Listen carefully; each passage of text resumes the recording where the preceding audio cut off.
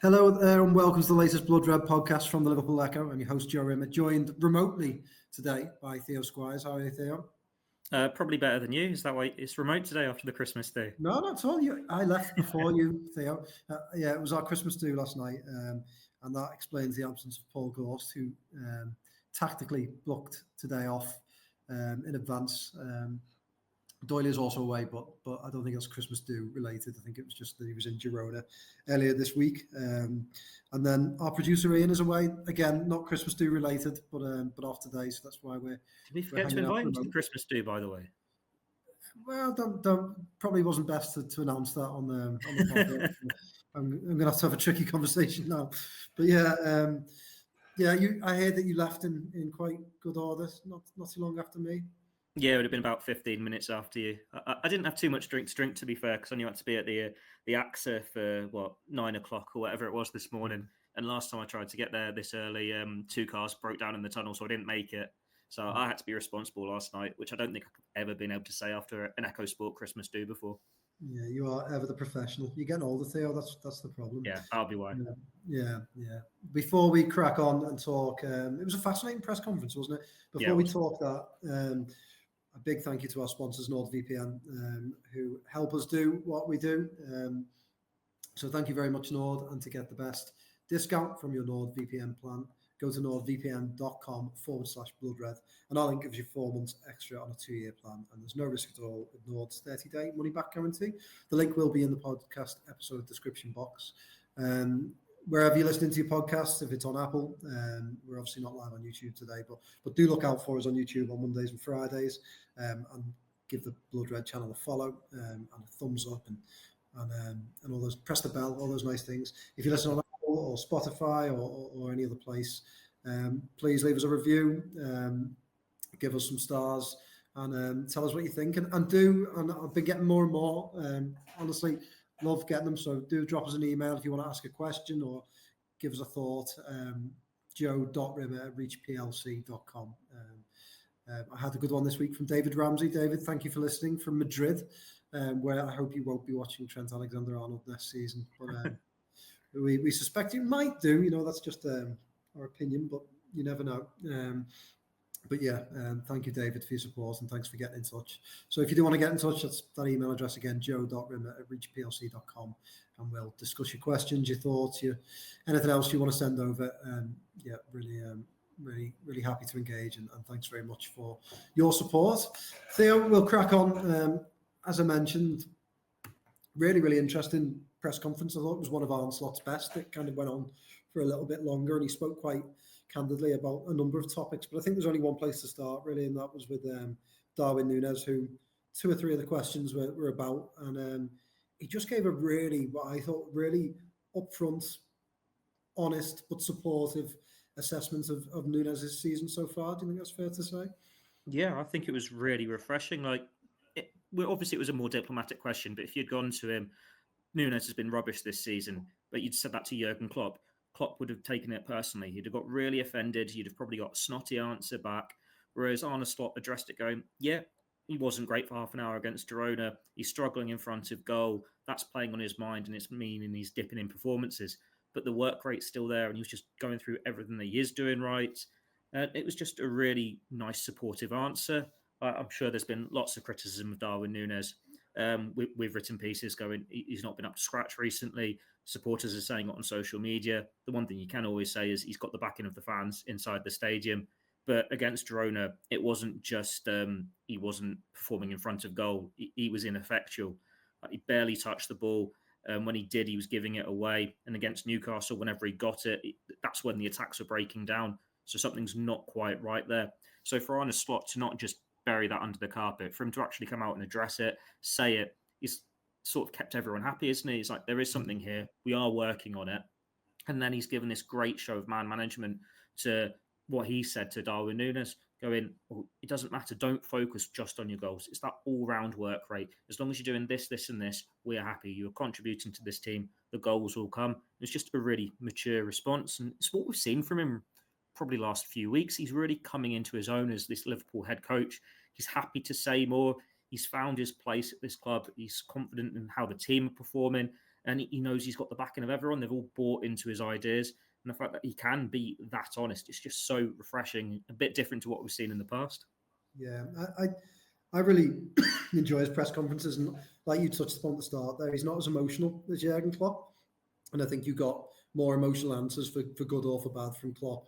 And we obviously saw moments he was quite prickly in press conferences and moments when he was a really good laugh as well. But I think with Slot, he's always on the level, isn't he? But he's just so thorough in his answers, and he's a really, really good communicator. You can tell the players have taken to him straight away, and you can see why, because everything he said there to the media, I'm sure he has said that to Darwin Nunez. I'm sure when he's saying that to him, that that's what you want to hear, isn't it? That you've got the backing around your work rate and around, it's not just about goals. And look, we'll talk in detail about Nunez in a moment, but I mean, in terms of, to me, that's music to Darwin Nunez's ears. It's it should take the pressure off a little bit, and he should be able to carry on doing, the hard work and that attack, and let the others get the goals. And I thought as well, it's a good way of Slot not dodging a slightly difficult question, but also addressing it in a manner that pretty much pleases everyone, doesn't it? I mean, I've just been so impressed by him, and I really do enjoy his press conferences for that reason. I think he said something at the end which I thought was really interesting. He's talking to, there was a couple of Feyenoord journalists, wasn't there? And a couple of Dutch journalists, and he was talking to them, and one of them asked him what he missed about Feyenoord, and he said, he said something like, I wish I'd said this at the time, but I never wanted to kind of butter up the fans when I was there, because I wanted to sort of earn their respect through the results, but I really missed the fans. They were great. And that's the same approach he's taking at Liverpool. He doesn't go too far. He'll praise the fans without giving sort of the stock answers about how brilliant the Kop is or whatever. I think you can tell there's nothing false about it. He gives straight answers. He's himself. He's confident. And I just think, again, I thought it was great man management today. And I think we're really seeing a manager at the peak of his powers at Liverpool at the moment. So long may it continue. I said to a couple of guys this morning on the desk, a couple of Evertonians, that I think we will see. It'll be interesting to see Slot how he reacts when Liverpool start losing games, and they will have tough patches. And I'd like to see whether his forthrightness kind of has the same effect or is viewed negatively during those spells when they do inevitably come. But right now, I think he's just really coming across really, really well. Going back to Nunez, I was going to say, I had a catch up with a former colleague a couple of weeks ago, and it's like, this feels like there's a spikiness to him underneath that we haven't seen yet, that when something goes wrong, he can come out biting or whatever. But the only glimpse we maybe got of it was midweek, when he took us all by surprise when how brutally honest he was about not being happy with that Girona performance. But even then, that was another sign of the man management, because he didn't throw any players under the bus. It was like, we conceded too many chances. Alisson was great. He was really defensive in a good way about Nunez midweek. He was a bit more honest about it and holding his hands up, going, it wasn't up to scratch today, but it was still, they're all in it together. It was very unified. And that's easy to do when you're winning games, when you're top of this Premier League table, when you're top of the Champions League table. But the fact that we're in December now and there is already that clear unity, you're not distrusting Arne Slot at the moment. Like early on when the fans were singing his name, it felt a bit forced. Now it's so genuine, and it's all when the players hug him or he gives a thumbs up at the end to the Kop or the away fans. It just feels really genuine, and it's a nice new chapter for Liverpool Football Club. Yeah, you can tell that the players respect his honesty as well, don't you? And I think so the fans, and I think to a person that's on social media, that the reaction on Tuesday night after he said those things about this not really being up to scratch, I think everyone was so impressed, wasn't it? It was like, this is our standard, it's up here, and I expect that out of us whether we play. And he sort of almost accused Liverpool of being a bit complacent, didn't it? It was like, you've got to run as hard against Girona as you do against Man City and Real Madrid, because they will cut through you, and they did at times. So, I really like the way he puts the standards up there. And then the other detail that he said about Nunez today, didn't he? He said about the Girona, half hour against Girona, he wasn't quite up to it. And he said the Las Palmas game, which was pre-season, wasn't it? Yeah. So he mentioned these two games, and it was fascinating that he mentioned that game that he still had in his head, and that he spoke to him directly I mean, that would probably explain why not Nunez didn't maybe start the season in the team.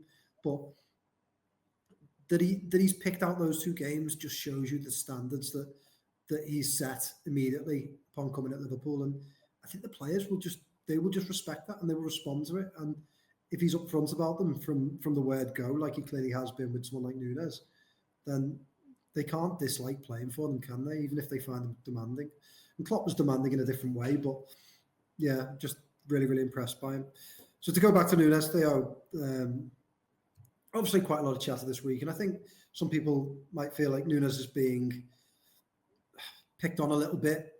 I don't necessarily think that's true. I think he just is. He wears the number 9 shirt for Liverpool, which carries a great deal of responsibility. But I think you touched on it before, Theo. But I think the bigger worry isn't so much just the goals, but it was some of the lack of touches he was having.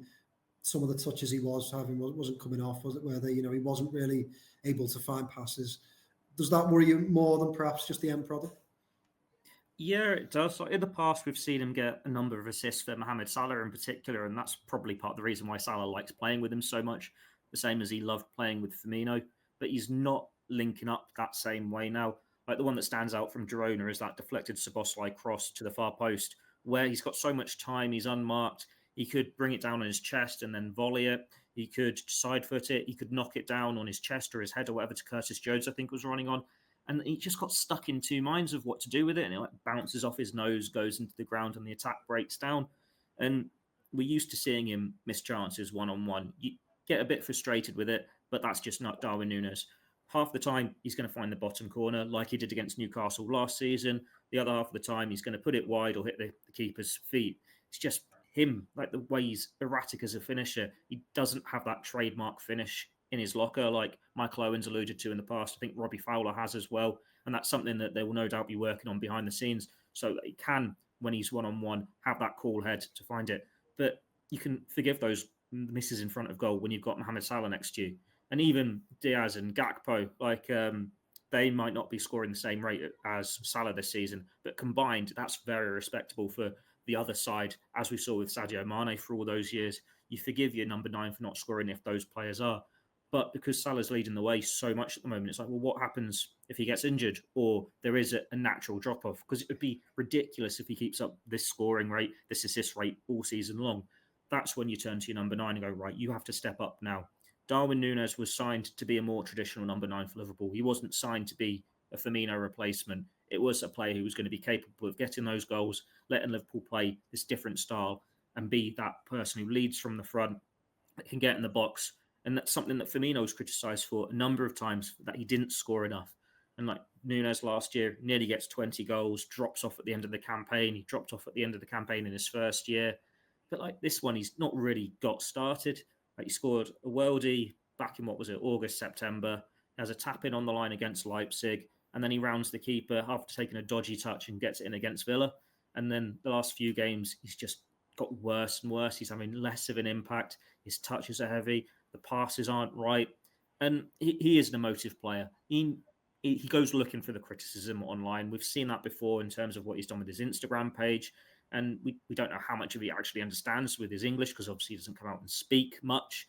But it gets to him. And you can see he's rattled. And then he's overthinking everything and misses chances in front of goals and beats himself up. Probably does need that arm around his shoulder. Could be a blessing in a disguise that Diogo Jota is now on the verge of coming back, in Chiesa as well, because you can take Nunez out the firing line. You can put, maybe not against Fulham, but you can put Jota up front, give him a couple of games, get a couple of goals, and then if Nunez comes off the bench half an hour, has a good impact, like he was doing, say, against Chelsea when Jota got injured in the first place, then he's getting the praise from the supporters. He's making that difference. He's chasing down the loose balls and everything. And he's just making that overall difference to a game. The pressure's not on him. He's just an addition to it. But it's strange, this situation he's in at the moment. Like, he's still scored less than Jota this season. And he started, 8 of the last 11 games. He should be that second leading goal scorer in the team, as he was last year. But with 2.5 years into his Liverpool career now, and you're not seeing those improvements. Now, I think it's something that gets touched on in the embargo, so I'm not going to give too much away on it. But there was talk of what Slot's done with his strikers in the past and how he's got those improvements out of them. And it's an argument that's been made a few times. You look at the Mexican at Feyenoord, and it's like, well, can Slot do that with Darwin Nunez?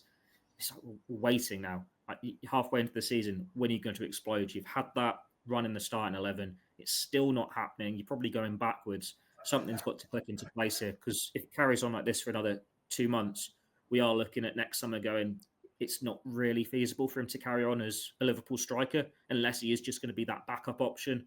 But then can you have an £85 million striker as only a rotational option? Something's got to give for Darwin Nunez. It's like Erling Haaland in the sense of he might not score loads, but when he's on form, they all come at once. And then when he's not involved, gets a bit of criticism, the goals dry up. But he's really overdue that run of form where everything's going in. He's an emotive player, isn't he? Both himself and for supporters. And I think that's why there's a lot of chatter around him, and there always will be, because, like you say, when he plays well, when things come off, boy, does he look a good player. He obviously plays up to the crowd. The crowd like him. He's full throttle, isn't he? And I look at Nunez, and I was having this debate with someone in the office yesterday, and they weren't a fan, put it that way. And I've sort of blown hot and cold at him. I think I probably fall somewhere in between, but I look at him and can think I can understand why Klopp signed him. I can understand in a fast-paced football team that presses high, that plays on emotion, that really could really lean into Nunez's strengths. You know, like you look at last season, another season he could have had 25 goals. You know, there were so many moments weren't there, where, like you say, he hit the post from a yard out or hits the goalkeeper, and you can see how it could have clicked for him. But I think under Slot, and bear in mind, as Slot said today, you know, he's playing in a winning team that's scoring a lot of goals, and there aren't many teams in Europe that has 3 forwards scoring at the rate that, say, Mohamed Salah scores. That just doesn't happen. They are all contributing. He just is contributing fewer goals than Jota or Gakpo or Diaz. But for all that, I think he does look like he just lacks the composure, I think, in a Slot team. I think Slot's team slows it down at times a lot more than Klopp's team did. And there was a couple of moments in the last couple of games that really frustrated me. And I can't remember if it was Newcastle or Girona, but there was one when he picked the ball up with his back to goal, came running deep, Liverpool on the break, and he played a pass behind. I can't remember who it was, but it was a simple square pass. If you just play it just in front of the player, Liverpool were on the break, and he just got it all wrong. And it's that rushed nature of the way he plays, slightly careless nature of the way he plays. And I don't think he's got the composure to do what Slot's asking him to do at the moment. Whereas I think Jota, again, is a very different type of player, and I still don't think is the exact type of player that they're probably looking for in the number 9 position, but has a bit more composure. Jota's problem that he's injured every week. So I think that's an area Liverpool will have to look at. And like you say, I can't see, if this season continues, if he doesn't have it's Jimenez, wasn't it, that was at Feyenoord? Yeah. If he doesn't have a Jimenez-style revival in the new year, I can't see Darwin Nunez continuing at Liverpool beyond the summer, just because I think all parties will say, you know, we gave this a go. We understood what we were trying to do, but it hasn't worked out. And that's fine. It's funny how people, these emotive players, it's like Keita all over again for me, that people nail their colours to a mast, whether he's good or bad, and can't accept either, can they? I mean, look, I just think it's okay to say you tried something, it didn't quite work out as well as you liked. There were good bits, there were bad bits, and he'll go on, and I've no doubt that Nunez could go to a different team and score 25 goals a season. You know, he's definitely got it in him, and you can never fault the lad's work rate or passion. So there'll certainly be great memories for Liverpool if he does end up leaving, but there's still a lot of seasons to go yet. It doesn't help him that this is a season where Liverpool are top of the Premier League table. They are top of the Champions League table. Man City have fallen off a cliff, winning one game in 10. Arsenal themselves don't have that prolific number 9, but Saka is not getting Salah rates. So you're looking at these sides around you. Chelsea have got a Cole Palmer, and Jackson looks a hell of a lot better this year, but they're still not title contention. This is a massive opportunity for Liverpool to go and win the Premier League. And it's a bit early to say it on the Champions League because of this new format, but they are the informed side in Europe at the moment. And when you're looking at it going, Liverpool have lost 2 Champions League finals to Real Madrid. They've lost 2 Premier League titles by a point to Manchester City. This is that opportunity. You're expecting a drop in form to come at some point. So you need those chances from Darwin Nunez to start becoming goals. You don't want that to be what you ruin at the end of the season in May because you've missed out on the title by a couple of points, or you're knocked out in the Champions League semi-finals because he's not got on the end of something. Like, that's why you need to see him making those decisive steps. If Liverpool having the season like they did last year, where granted at this point they were thinking title contention, but you go in, finish top 3, challenge for one of the trophies, and it's a step, then you can afford him more patience to take that next step. And that's probably what Liverpool thought they were doing when they were doing the revamp, rebuilding the midfield, rebuilding the attack. Like, we've had to take a couple of steps backward to go forwards again. But because everyone else has dropped off and Liverpool are leading the way, it's like, well, they're in contention now. They're in the driving seat. You can't afford that patience. You need to be at that elite level. And you look at Nunez now, he's mid-20s. He's not a young player adjusting to a new country anymore. And this is one of my issues with the Jimenez argument, because when he struggled in those first 6 months at Feyenoord, he'd been playing pretty much solid apart from 6 weeks in the summer in Mexico, going straight into a new country. And obviously it was going to take him time. But this is the excuse you'd give Nunez into his first season at Liverpool, not into his third. So it's like, can he get it together? Can he calm down, show a bit of composure, and be a player that can win Liverpool a Premier League, can win them the Champions League, rather than being that is the moment that cost them because he's missed when he's one-on-one or something ridiculous like that, or he's cupped up a square pass to Salah, Szoboszlai or whatever, when they'd have been in. Like, these are small moments that are decisive, and because Liverpool have had the experience in these last 5-6 years of those small margins being costly, there is that less patience when it's not going quite right for a player. Yeah, I see what you mean. I think it's a good point, like you say, that because we're so used to small margins. I think it does work the opposite way, though. I think Liverpool having a poor season, the spotlight will be on him so much because of what he's contributing. I mean, in the last couple of years, there's been a lot more spotlight. I remember this time last year, there were people tallying up his goals compared to other strikers, and that's not really happening. I don't think outside Liverpool circles, many people are talking about Nunez having only contributed 3 goals this season, but there's a long way to go this season, and I think if Liverpool win big prizes, Darwin Nunez will have a key say at times. Darwin Nunez is just not one to stay away from the headlines for too long, is he? So I think he will certainly have a say. And again, going back to whether it's worked out or not, there's a million reasons why it doesn't work out for players, and there's some talk and criticism, and this frustrates me a lot. But criticism of him not speaking the language or not speaking it well enough, and I just think I think that's the pressure that we put on young men that play football at an elite level. I mean, he's a 25-year-old who hasn't managed to grasp English. Trust me, there's a lot of things I couldn't grasp when I was 25. So I think we're to expect someone to come in and, I think for supporters who are critical of that, imagine being dropped into another country and having to learn a language under pressure and in the spotlight. I think that would be very difficult. And just adjust and live there, beyond before you've sort of reached real levels of maturity.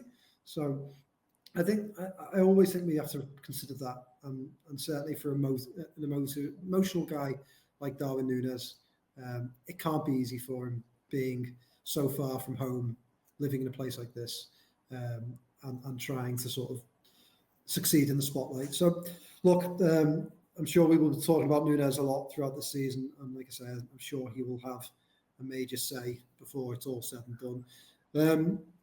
Moving on slightly, there was also something really interesting about Chiesa, I thought, in the press conference.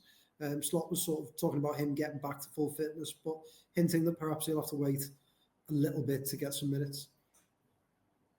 Yeah, he was saying that both him and Jota could be back for the weekend, but Chiesa, because he's had the illness as well, he's probably only going to be on the bench if they need a player to fill the numbers. It's more likely that Southampton is going to get those minutes because he's not played for such a long time. And we're not talking when he made that first start for Liverpool. We're talking consistent game time at the Euros or last season for Juventus. Doesn't get the full pre-season, adjusting in a new country, playing catch-up, gets the injuries. They've had to be really patient with Federico Chiesa. We've seen it in a completely different context work brilliantly with Alisson Becker in terms of Kelleher excels in his absence and they can make sure he's 100% right to put him back in. You're hoping that something similar can happen with Chiesa. There is a frustration that we haven't seen more of him, but you don't want him to be rushed back and break down. He was this opportunistic signing, and while it's just League Cup starts, potentially if he starts against Southampton and he's got to play catch up again, they are going to need him at some point this season. He has got the potential to be a game winner, the same as all those forwards have. So it's curious how they have managed it, because we don't really know what injuries he's had so far this season. It's more, he's struggled with the intensity and he has an illness, he's in and out. So mystic about it. So we'll wait and see when he's actually fit to be involved and if he can make an impact. We've seen all that speculation in the last, well, not recently, but since the last international break, I suppose it died off, about going back to Italy in January. So he's a player, when you get him on the pitch, he's got a point to prove. So I'm still excited to see what he can do when we get him in a Liverpool shirt, because I've seen his quality at Juventus, I've seen his quality for Italy. There is a player in there. Liverpool got him for a bargain fee. They've not signed him for the sake of it. Someone who can make a difference. And if you've got him getting through this illness, getting through this injury, and you're giving him that time, surely it's to make sure he is in that best possible state to explode into life. But Liverpool are also cursed a little bit by their schedule, because they can't give him the minutes in the games, because it's just match day, match day, match day. They don't have the proper training at the moment, because it's all preparation, then recovery.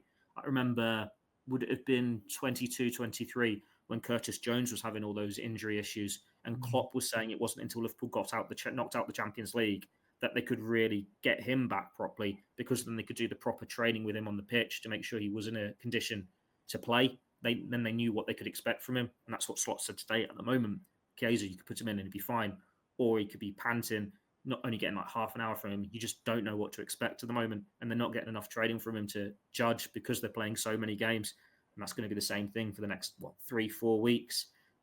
We've all seen the clips from the under-21s game he played, where he scores his goal, but some of the dribbles aren't there, some of the passing is not there, and that could be just because it's an under-21s game at Kirkby, or it could be because there's still plenty of work for him to do behind the scenes.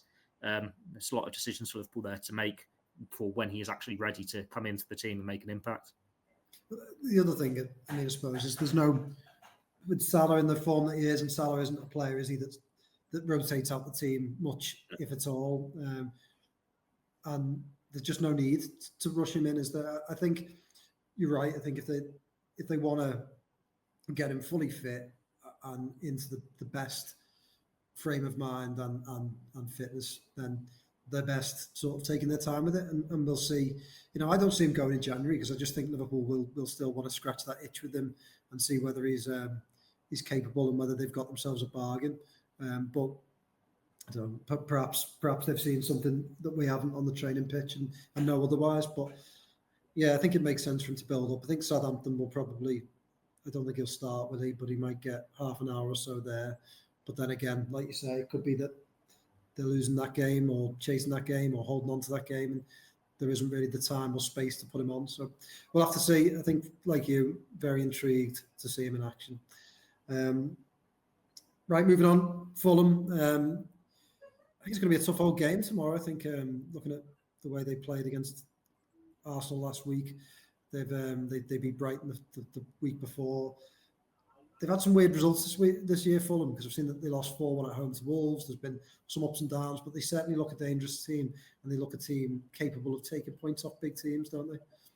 Yeah, can't forget that they very nearly got a win at Anfield last year. It's one of the early games of the season for Liverpool in that first half of the campaign, when you get 2 goals late on.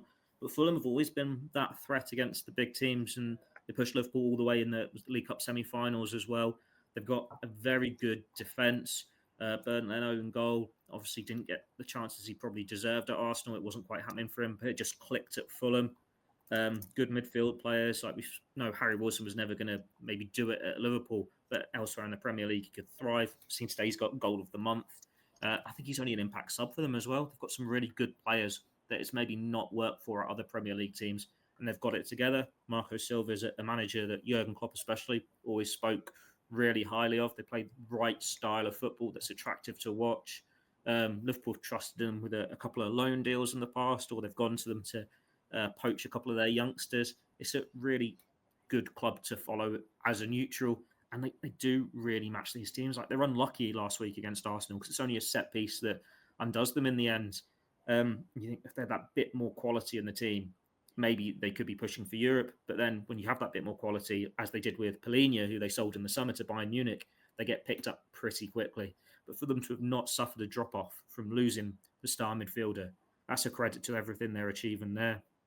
You look at their ranks, and there is a couple of players there you think, well, he'd be quite intriguing if you can make a step up to a Liverpool like Anthony Robinson at left back, for example, someone who's been linked a few times. But it's one of those really nice mid-table Premier League teams who are on that cusp of pushing for a little bit more. And they're going to be dangerous. We've seen them cause Liverpool problems in the past. We've seen them come to Anfield and give them a real fight in the past as well. Liverpool are going to have to be a lot better than they were against Girona to get the win here. Just wait and see how it goes. Like if they start well, the crowd are up for it. Great. But then it's first game at Anfield for a few weeks from the last one's Real Madrid and Man City. How the 3 o'clock kickoff works into it on a Saturday.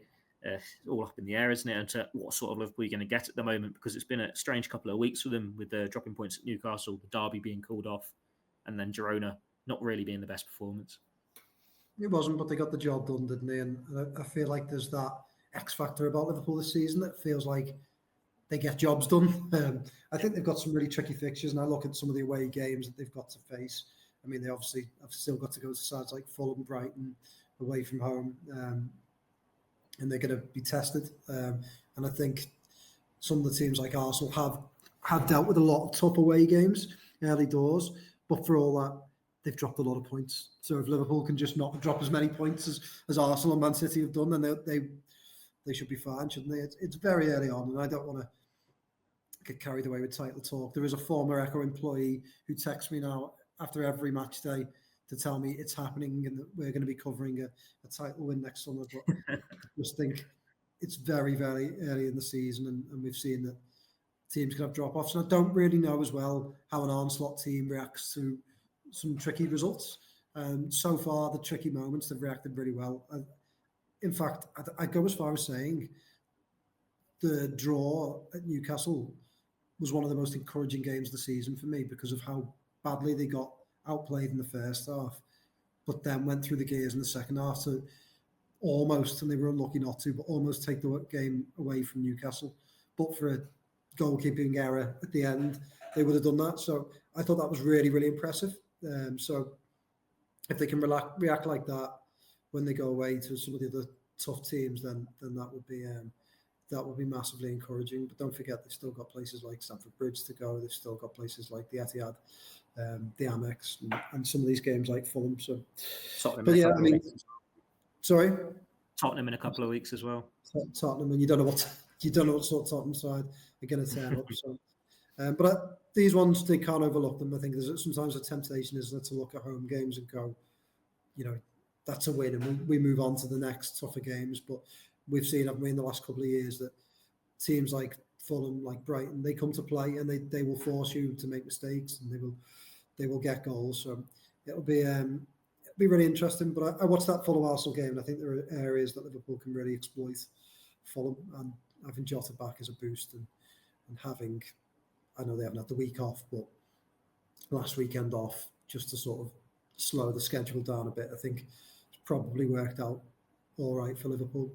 And then just looking at the other rivals, I thought Slot's comments on Chelsea were really interesting. I have to say, every time I've seen them, they've looked impressive. He seems to be really getting a song out of a tune out of that young squad, doesn't he? He seems to rotate it pretty well. He reminds me of Slot, really. He seems to be on a sort of very calm manager on a good level who communicates well and is getting a tune out of that team. So I think they will be a factor. I just wonder whether their inexperience in some of the bigger games might tell. But yeah, and then Arsenal. I still think Arsenal will go on a run.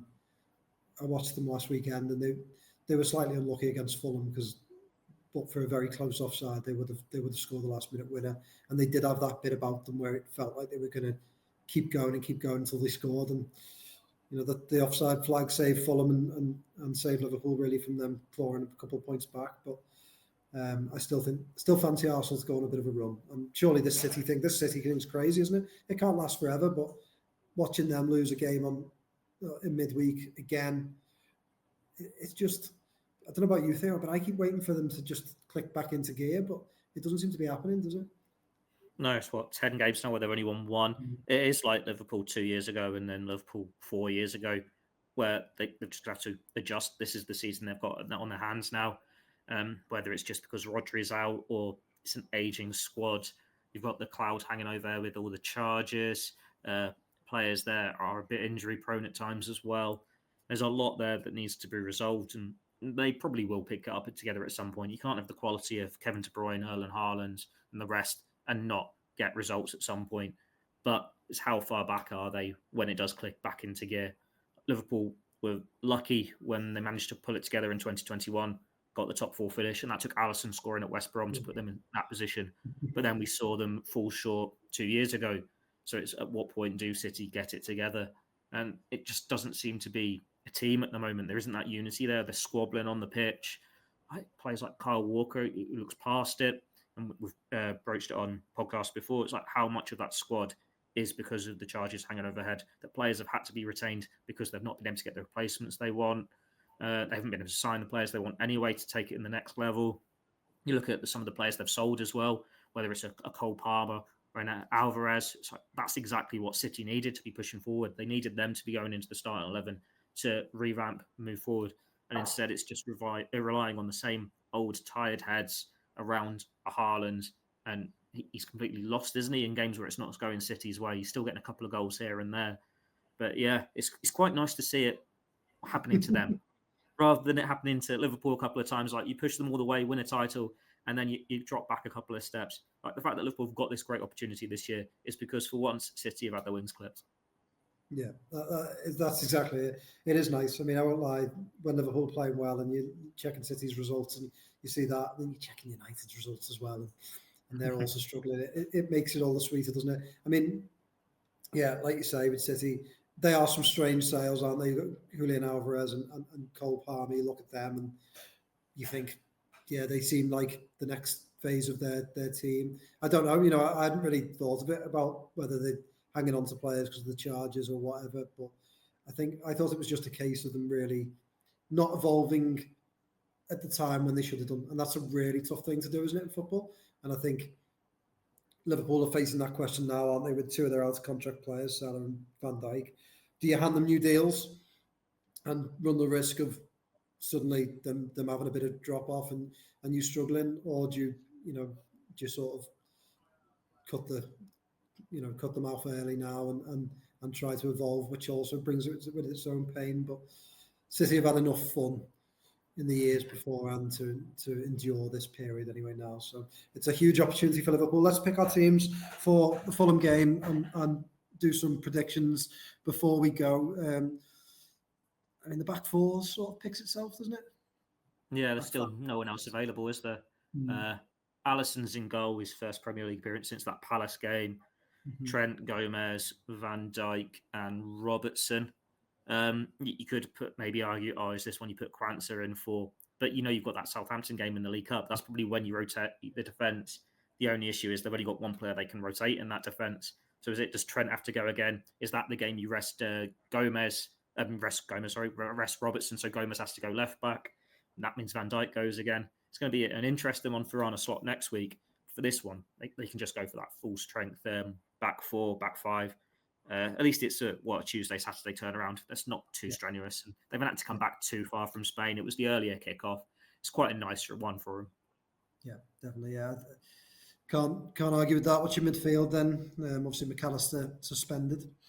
That probably picks itself as well, doesn't it? It'll probably be Gravenberch, Szoboszlai as the 10, and Curtis Jones deeper. It would be nice to see Harvey Elliott get a start at some point. We saw him get 20, 30 minutes against Girona.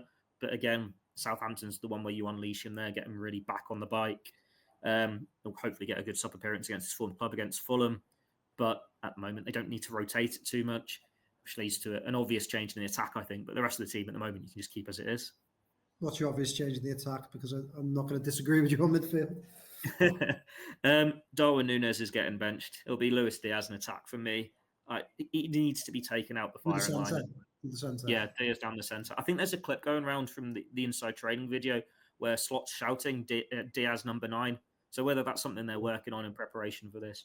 We expected him to be dropped for the derby, and obviously that doesn't happen, so he keeps his place against Girona. But it is 2 really poor performances, and when you've got Jota there, it seems there's too much pressure on him if you leave him in the attack, hoping it clicks finally when he's got someone else breathing down his neck. Just take him out the firing line, and then hopefully that can reset him.